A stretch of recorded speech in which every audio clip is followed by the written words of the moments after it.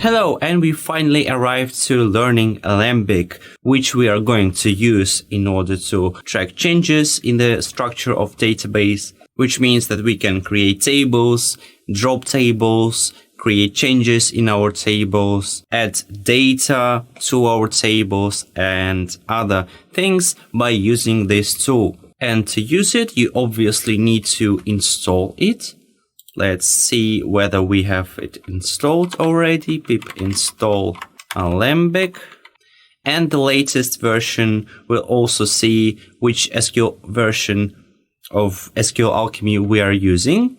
Here you can see SQL Alchemy, which is greater than 1.3. It will use 2.0.2 version of Alembic. And after that, in order to become using Alembic, we also need to create something like an environment of Alembic, which is a folder with some files, which Alembic will be using in our project, and will understand what migrations we had and what are the parameters with which it will connect to our database, etc. So, since we have Alembic installed, we will run Alembic, or sometimes you need to write like that, Python m Alembic. I will write just Alembic and init, which means initialize. And after that, we're giving the folder name, how we are going to call it, where all the configuration will be stored. We can name it Alembic. We can name it migrations. We can name it any way we want. Let's name it Alembic. And be aware that right now we are using synchronous version of Alembic, which means that this way, in order to make requests into our database, it will not be able to use async.pg, the library with asynchronous connections. It will use only synchronous methods. And if you want to use asynchronous, which we are going to discuss later, you need to run a slightly different command. Let's close it and see our Alembic folder. Here it is. In the folder versions, we'll have our Python files with actual migrations that we could run to change our database structure. Also, we have this Alembic file, Alembic ini, which is a single database configuration. We can use it to change any configuration parameters just in this file. And usually, to provide a connection to our database, we should specify the string, the URL string, connection string that I've shown you before, just here. But I don't want to put it explicitly with password just here. So anyone who is able to see my project will see the password to my database. Password is here.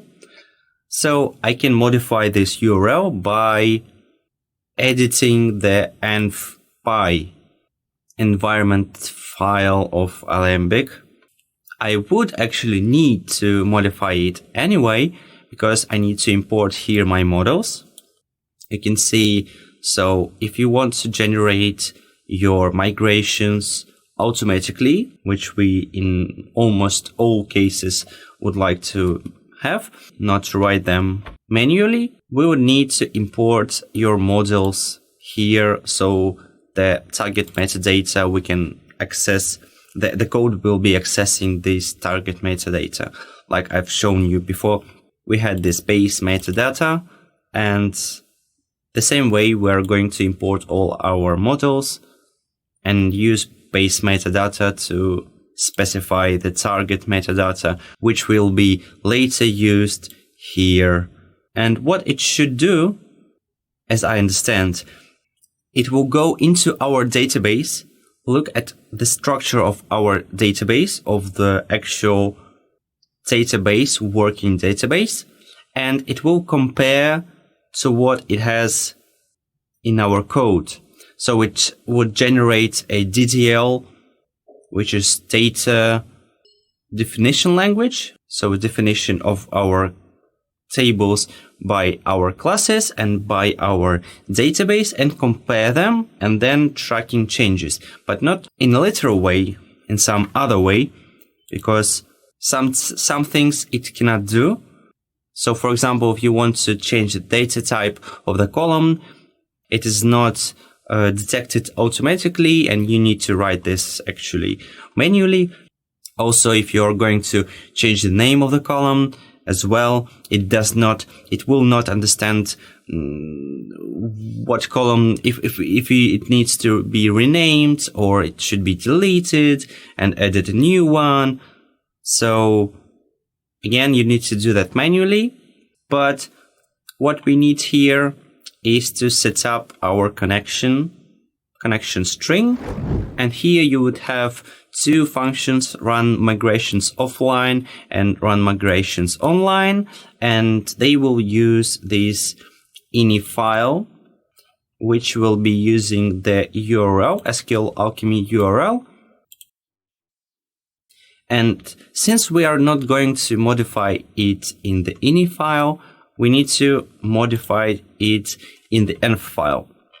And we can do that just after this if condition. So we are going to redefine our SQL Alchemy URL. And like they say down below, other values from the config defined by the needs of NPy can be acquired. So they state that you can access them by get main option, but you can also set main option.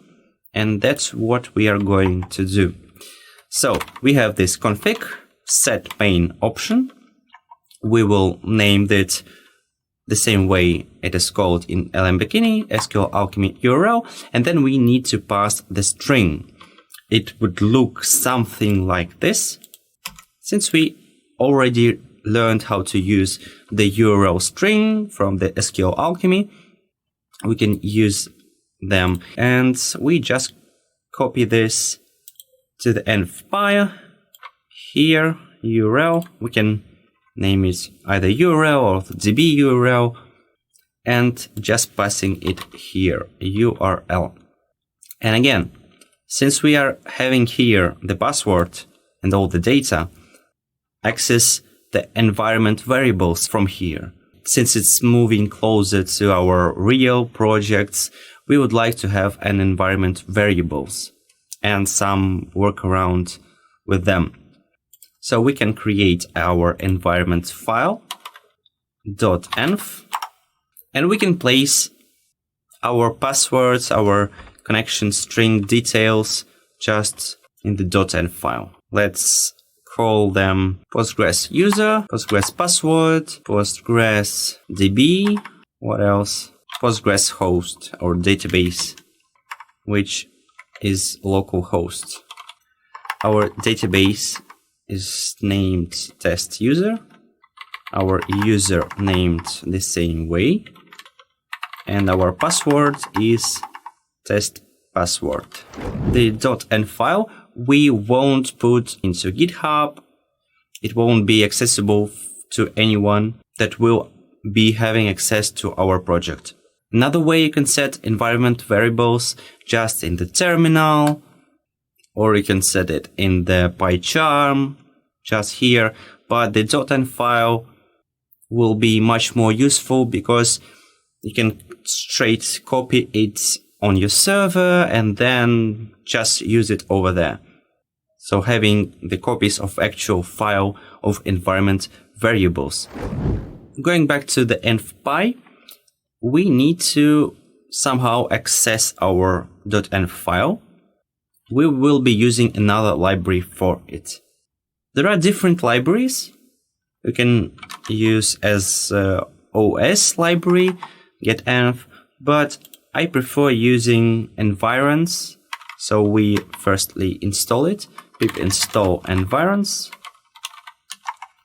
What the library would do, it would parse our env file effectively and will assign the data type we want for each variable.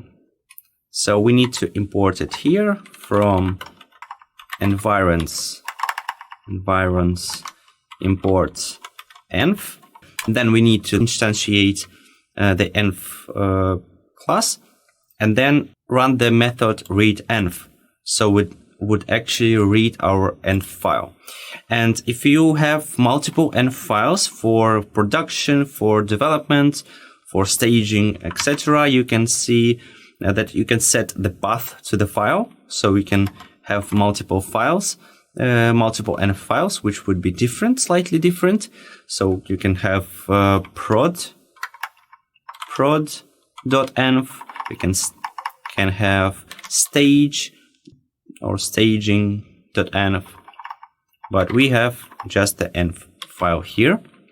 And then we can access this env file methods of the data types we want to extract: env, string, and Postgres user. Let's just confirm that these names are the same names of the variables in the env file, and we can split it, and so it will be, the password will be Postgres password. The host, we can set Postgres host. No, it is database host, which does not really matter, but we named it like that. And the database is PostgreSDB, that's correct. And again, if you're seeing this colorful thing here in .env, it's a specific plugin you can install on your PyCharm for environment variables.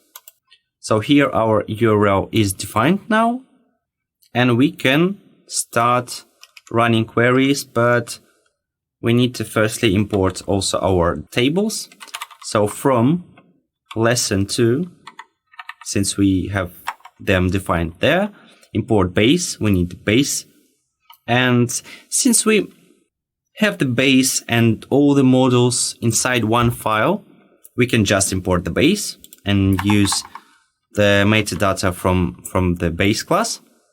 Usually, if you have multiple modules, one module for base class, another module for users class, another module for products class, and everything what is related to products.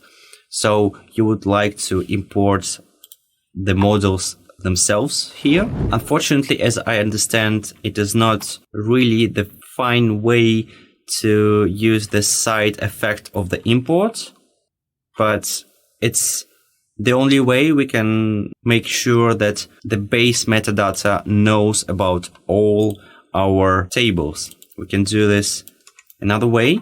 We can make import lesson 2 and then lesson 2 base metadata. And then if we have another table in another module, we can just import another module over here. Import lesson 1, for example. And again, you can see unused import statement.